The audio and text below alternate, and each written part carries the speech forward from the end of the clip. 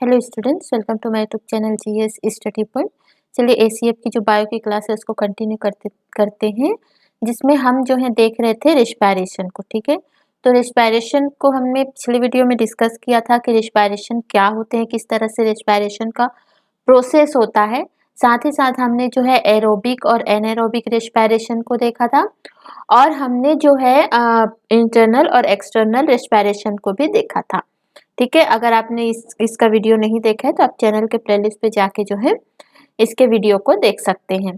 तो यहाँ पे हम डिस्कस करेंगे कि सेल्यूलर रिस्पायरेशन। देखो, सेल्यूलर रिस्पायरेशन जो मैंने आपको पिछली वीडियो में ही पूरे डिटेल में बताया था कि सेल्यूलर रिस्पायरेशन होता क्या है। ठीक है, अब सेल्यूलर रिस्पायरेशन के टाइम पे जो ग्लाइकोलिसिस का जो प्रोसेस होता है, ठीक है, किस तरह से ग्लाइकोलिसिस जो है ग्लूकोज से पायरुवेट एसिड में टूटता है, उसको हम यहाँ पे डिस्कस करेंगे। साथ ही साथ हम जो है क्रेब्स साइकिल को भी डिस्कस करेंगे, क्योंकि ये दो मेन जो है आपके ग्लाइकोलिसिस का प्रोसेस है और जो क्रेब्स साइकिल का प्रोसेस है, यहाँ से ही जो है आपके एग्जाम में क्वेश्चन पूछे जाते हैं। ठीक है, तो और जो है एटीपी का कॉन्सेप्ट क्या होता है, इसको भी मैंने आपको पिछली वीडियो में डिस्कस कराया था। ठीक है, तो चलिए देखते हैं।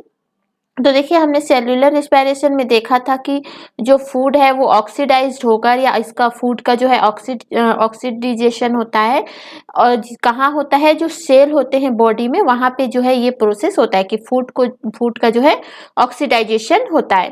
और ये है आपका सेल में है जो है, यहाँ पे आप देख रहे हैं ये माइटोकॉन्ड्रिया होती है, साइटोसोल होता है। ठीक है, तो जो माइटोकॉन्ड्रिया है, इसको जो है इस पूरे सेल को यहाँ पे एक बड़े शेप में दिखाया गया है, और इसमें जो है ये जो आप देख रहे हैं ये जो है आपका माइटोकॉन्ड्रिया और ये है आपका साइटोसोल। तो आप यहाँ पे देख सकते हैं जो साइटोसोल है वहाँ पे जो है क्या हो रहा है, ग्लाइकोलिसिस का जो है प्रोसेस हो रहा है।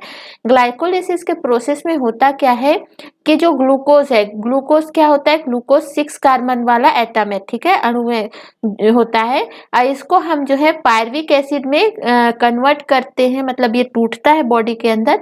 जो पायरुविक एसिड जो है 3 कार्बन वाला होता है। ठीक है, इसी पूरे प्रोसेस को आगे अभी डिस्कस करेंगे। साथ ही साथ जो है यहाँ पे आप देख रहे हैं जो माइटोकॉन्ड्रिया है, माइटोकॉन्ड्रिया में जो कौन सा प्रोसेस होता है वो होता है क्रेब्स साइकिल। ठीक है, तो चलिए इसको हम यहाँ पे डिस्कस करते हैं। और इसके टाइम पे जो है एटीपी जो है कितनी विमुक्त होती है, कितनी एटीपी का निर्माण होता है, गेन होता है। ठीक है, साथ ही साथ जो है एनएडीएच है, ठीक है, उसका क्या है, किस तरह से निर्माण होता है और किस तरह से वो निकलता है, इसको भी हम यहाँ पे डिस्कस करते हैं। तो चलिए देखते हैं। तो सेल्यूलर रिस्पायरेशन के टाइम पे आपको पता है कि फूड का ऑक्सीडाइजेशन होता है जब रिस्पायरेशन होता है। ठीक है, प्रोसेस होते हैं, ग्लाइकोलिसिस है, क्रेब्स साइकिल, ये सारे प्रोसेस होते हैं। और उसके बाद जो विमुक्त होती है वो हमारी बॉडी से कार्बन डाइऑक्साइड, वाटर और एनर्जी जो है क्या होती है, निकलती है। ठीक है, यही जो है क्या होता है, रिस्पायरेशन होता है। तो चलिए देखते हैं, अब हम देखते हैं ग्लाइकोलिसिस को। ठीक है, कि ग्लाइकोलिसिस क्या होता है। तो देखो, ग्लाइकोलिसिस से जो है काफी आपके एग्जाम में क्वेश्चन पूछे जाते हैं, तो इसको आपको ध्यान से समझना है। तो देखिए, जो ग्लाइकोलिसिस होता है वो आपके एरोबिक और एनारोबिक, ठीक है, ऑक्सी और अनऑक्सी श्वसन दोनों के दौरान पे ये चीजें देखने को मिलती है। मतलब ऑक्सीजन के प्रेजेंस में भी आपको जो है ग्लाइकोलिसिस का प्रोसेस देखने को मिलेगा, और एनएरोबिक मतलब ऑक्सीजन के एब्सेंस में भी जो है आपको ग्लाइकोलिसिस की जो प्रोसेस है वो सेल के अंदर देखने को मिलता है। ग्लाइकोलिसिस जो है ग्लूकोज से स्टार्ट होता है। जो कार्बोहाइड्रेट हम फैट जो लेते हैं, तो कार्बोहाइड्रेट का जो सिंपल फॉर्म होता है वो है ग्लूकोज। ठीक है, और ग्लूकोज क्या होता है, वो 6 कार्बन वाला होता है। अब इस ग्लूकोज को जो 6 कार्बन वाला होता है, इसको जो है ग्लाइकोलिसिस के प्रोसेस में कितने में तोड़ा जाता है, टू एटम वाले पायरुविक एसिड में। ठीक है, 2 एटम पायरुविक एसिड में तोड़ा जाता है जो 3 कार्बन वाला होता है। ठीक है, क्या होता है, पायरुविक एसिड 3 कार्बन वाला होता है। यहाँ पे अगर हम इस तरह फॉर्मूला देखें तो 6 से C6H12O6 जो है ग्लूकोज का है, यहाँ पे 6 कार्बन है, और यहाँ पे पायरुविक एसिड में 2 पायरुविक एसिड में कन्वर्ट होता है, ये CH3COCOOH। तो यहाँ पे देख सकते हैं आप 3 कार्बन, तो इसमें जो है ये कन्वर्ट होता है ग्लाइकोलिसिस के प्रोसेस में। तो इसको ध्यान रखिएगा। ग्लाइकोलिसिस, एक क्वेश्चन पूछा गया था कि ग्लाइकोलिसिस में क्या होता है, ग्लाइकोलिसिस की प्रक्रिया के दौरान क्या होता है, आपके 2017 का क्वेश्चन है। तो ग्लूकोज जो है पायरुविक एसिड में कन्वर्ट होता है। ठीक है। या फिर ये भी पूछा गया था कि ग्लूकोज को पायरुविक एसिड में कन्वर्ट करने की प्रोसेस को या प्रक्रिया क्या कहलाती है, तो वो कहलाती है आपकी ग्लाइकोलिसिस। और ध्यान रखिएगा ग्लाइकोलिसिस जो है ऑक्सी और अनऑक्सी दोनों श्वसन में या एरोबिक और एनारोबिक दोनों में जो है ये प्रोसेस मिलता है। ठीक है, इसमें जो है डीकार्बोक्सिलेशन नहीं होगा, मतलब जो कार्बन डाइऑक्साइड का कहीं भी यहाँ पे इस्तेमाल नहीं, और नहीं ये टूटेगा नहीं ये जुड़ेगा। ठीक है, तो डीकार्बोक्सिलेशन जो है आपको ग्लाइकोलिसिस में देखने को नहीं मिलेगा, इसको भी ध्यान रखिएगा।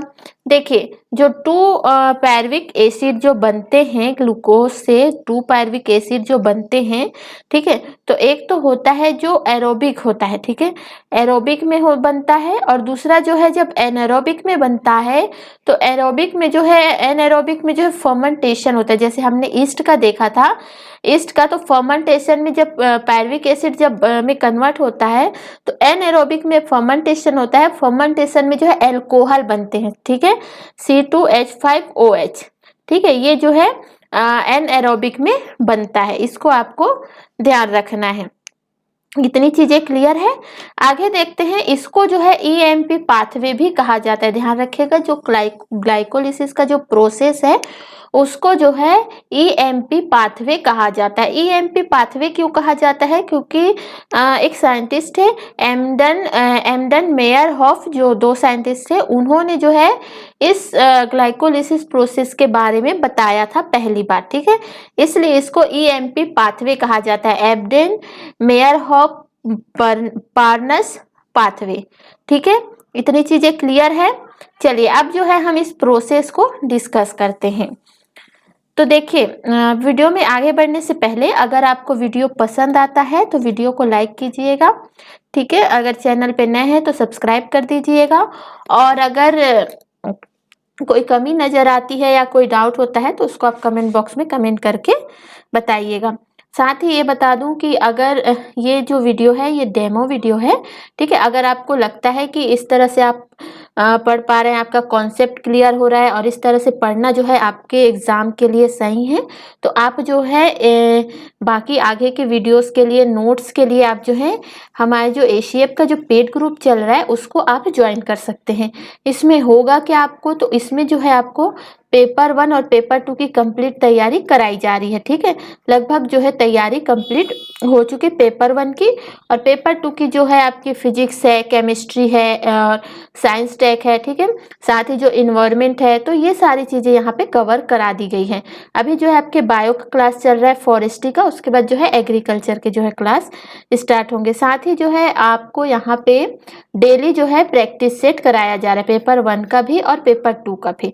प्रैक्टिस सेट से क्या होगा कि जितना ज़्यादा आप MCQ करेंगे उतना ही जो है आपका कॉन्फिडेंस लेवल जो है हाई होगा, और आपके जो सिलेक्शन है उसके चांसेस जो है काफ़ी बढ़ जाएंगे, ठीक है। साथ ही यहाँ पे आप जो है अगर कोई डाउट होता है तो वहाँ पे जो है आप किसी टॉपिक पे अगर डाउट हो रहा है, कोई क्वेश्चन पे डाउट हो रहा है, तो वो आप वहाँ पे इस डाउट को पूछ सकते हैं। साथ ही साथ जो है यहाँ पे जो है आप डिस्कशन भी कर सकते हैं, ठीक है।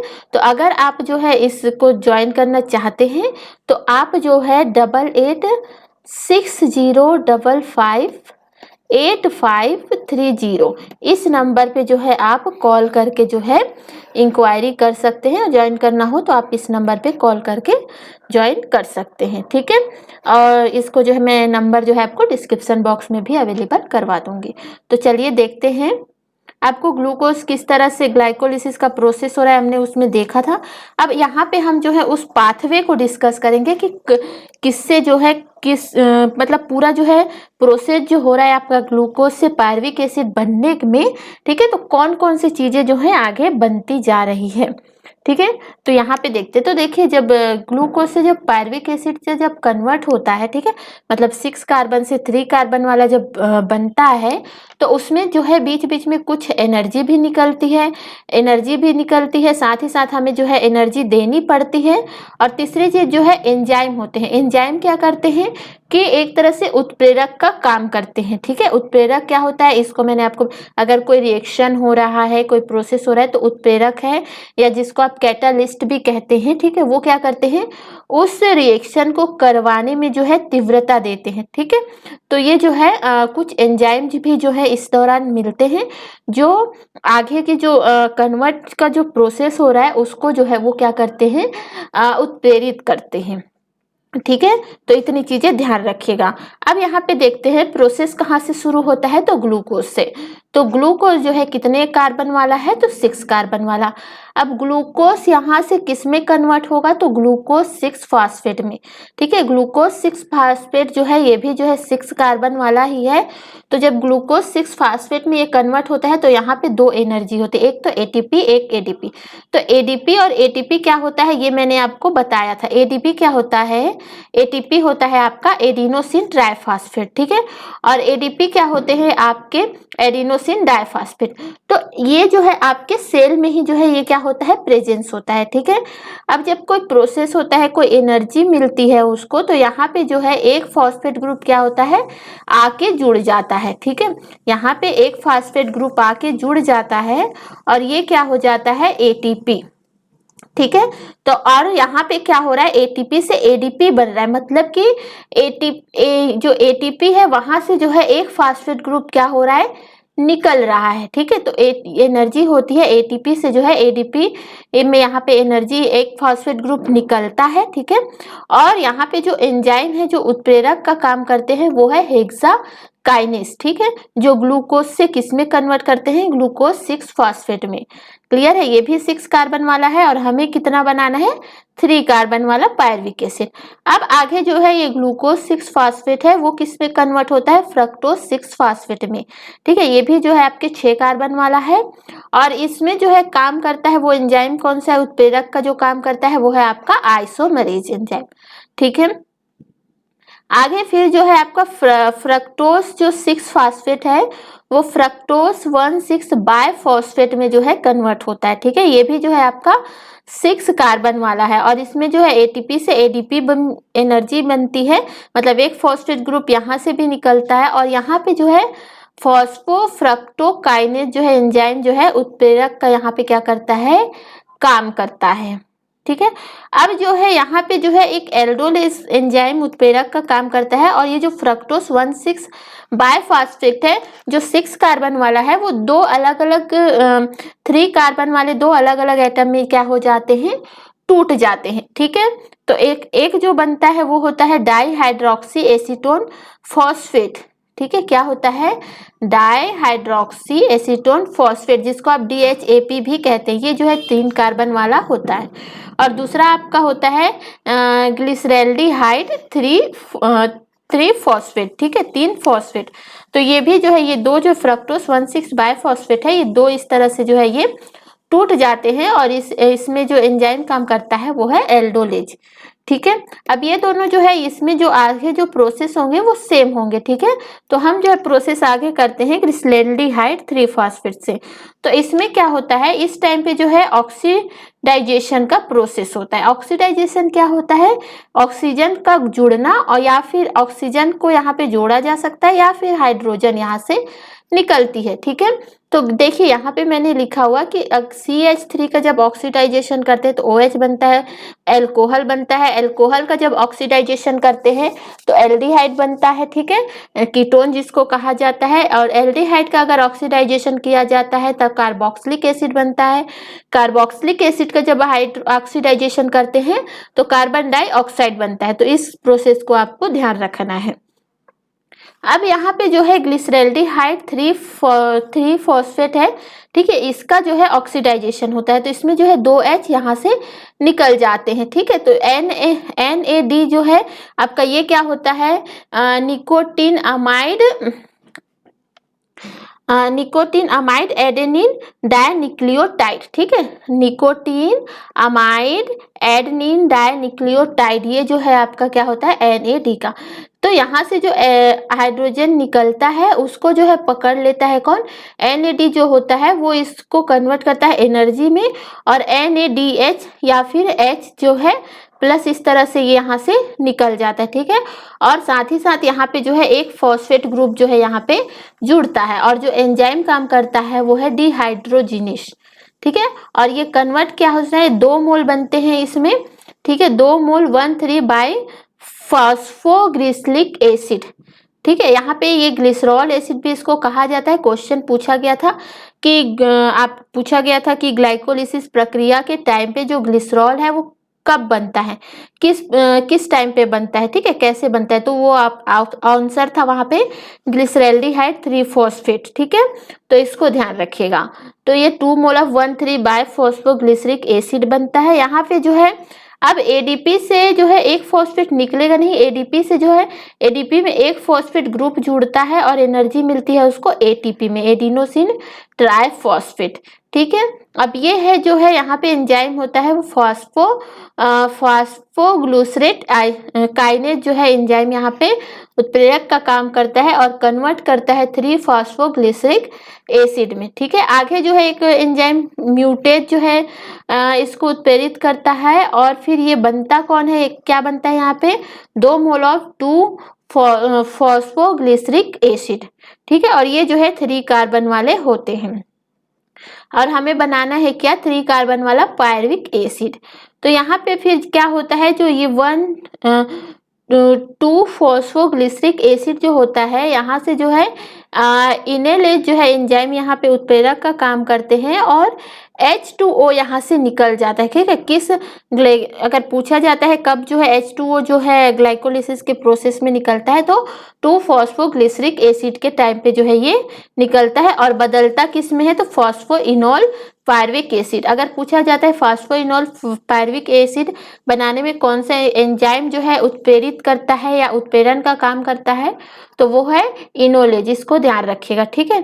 अब आगे फिर से एक एडीपी जो होती है वहां पे एटीपी जुड़ता है और यहाँ पे जो है आपका एडीपी से जो है एटीपी में बदलता है और ये जो 2 मोल ऑफ क्या बनते हैं यहाँ पे पायरुविक एसिड, ठीक है, जो 3 कार्बन वाले होते हैं। तो ये जो है प्रोसेस है, इस प्रोसेस को याद रखिएगा और ये कितने चरणों में होता है इसको भी पूछा जाता है। तो ये जो है ग्लूकोज से अगर पूछा जा सकता है कि ग्लाइकोलिसिस के प्रोसेस में ग्लूकोज से पायरुविक एसिड बनने में कितने स्टेप फॉलो होते हैं, कितने चरणों में बनता है ये, तो ये प्रोसेस जो है कितने चरणों में कंप्लीट होता है तो 10 चरणों में या 10 स्टेप में, ठीक है, इसको याद रखिएगा। इस टाइम पे जब ग्लाइकोलिसिस का प्रोसेस होता है तो गेन कितने होते हैं तो 2 एटीपी यहाँ पे गेन होते हैं, ठीक है। और एनएडीएच जो है यहाँ पे बनता है 2 एटम और यहाँ पे इस जो है कितने के बराबर होता है ये 6 एटीपी के, ठीक है। और तो अगर एरोबिक कंडीशन होती है, एरोबिक कंडीशन, तो 8 एटीपी जो है यहाँ पे गेन होता है, ठीक है। इन चीजों को यहाँ पे ध्यान रखिएगा। चलिए आगे देखते हैं। देखिए एरोबिक में क्या हो जाएगा, जो पायरुविक एसिड बना है इस पायरुविक एसिड का आगे जो है क्या हो जाता है फर्मेंटेशन हो जाता है और ये जो है एल्कोहल में क्या हो जाता है कन्वर्ट हो जाता है, ठीक है। ये जो है क्या है एरोबिक एन एरोबिक प्रोसेस में होता है और एन एरोबिक प्रोसेस में जो है 2 एटीपी और एरोबिक में जो है 8 एटीपी जो है यहाँ पे बनते हैं, ठीक है। चलिए आगे देखते हैं। ऐसे वीडियो खत्म हो गया। नेक्स्ट वीडियो में हम जो है आपके क्रेब्स साइकिल को डिस्कस करेंगे, ठीक है। तो वीडियो पसंद आता है तो वीडियो को लाइक कीजिएगा। Thank you for watching.